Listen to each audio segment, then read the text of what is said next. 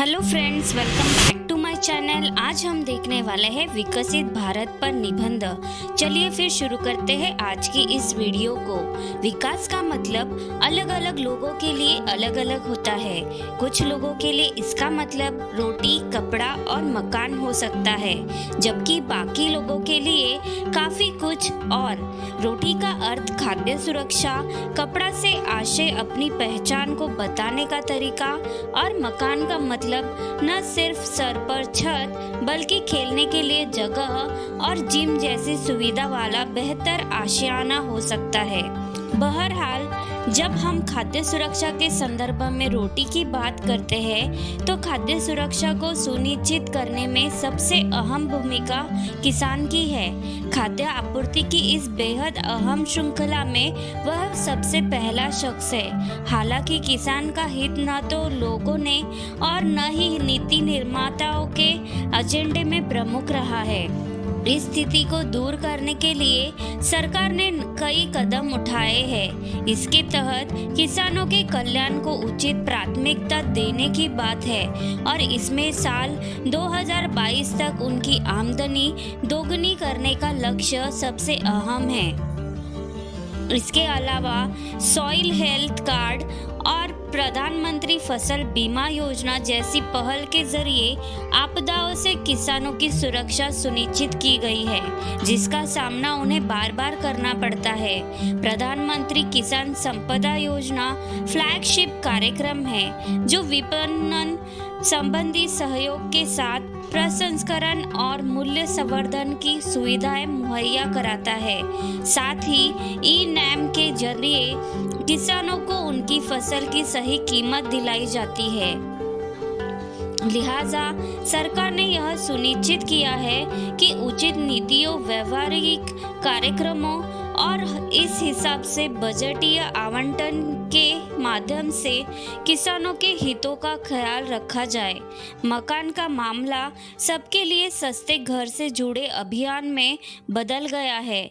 प्रधानमंत्री आवास योजना फ्लैगशिप कार्यक्रम है, जिसके तहत साल 2022 तक सबके लिए घर का इंतजाम करने की कोशिश की जा रही है।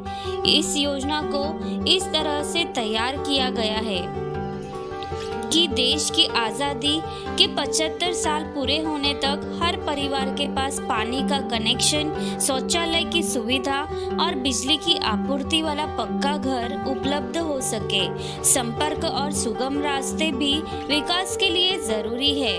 हर नागरिक चाहता है कि जब वह हर सुबह काम पर निकले तो वह बिना गड्ढे वाली अच्छी सड़कों से ही सफर करे। सड़क परिवहन और राजमार्ग मंत्रालय ने मार्च 2019 तक पूरा करने के लिए तकरीबन 300 परियोजनाओं की पहचान की है। NHAI की 127 और मंत्रालय की 153 परियोजनाओं को जून 2019 तक पूरा होना है, जिन्हें अब और तेजी से अंजाम देने के लक्ष्य के तहत मार्च 2019 तक पूरा करने की बात कही गई है।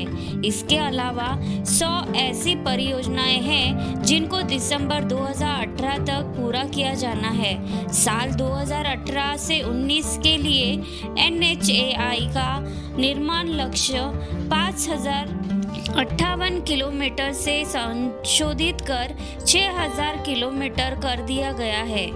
हवाई यात्रा कार्यक्रम उड़ान के जरिए देश के छोटे शहरों को जोड़ने की सरकार की इनोवेटिव स्कीम का मकसद छोटे शहरों के लिए सुगम रूट मुहैया कराना और उन्हें मुख्य धारा में लाना है। प्रधानमंत्री ने 15 अगस्त 2015 को लाल किले की प्राचीर से ऐलान किया था कि अगले 1000 दिनों के भीतर प्रत्येक गांव में बिजली पहुंचाने का लक्ष्य हासिल कर लिया जाएगा। ऊर्जा मंत्रालय ने इस लक्ष्य को हासिल करने के लिए काम शुरू किया और दीनदयाल उपाध्याय ग्राम ज्योति योजना की शुरुआत की गई। इस ऐलान के 1000 दिनों के भीतर 18,000 गांवों का विद्युतीकरण किया जा चुका है। विकास की राह में युवाओं की ताकत का इस्तेमाल करना किसी भी देश के लिए प्रमुख मुद्दा होना चाहिए।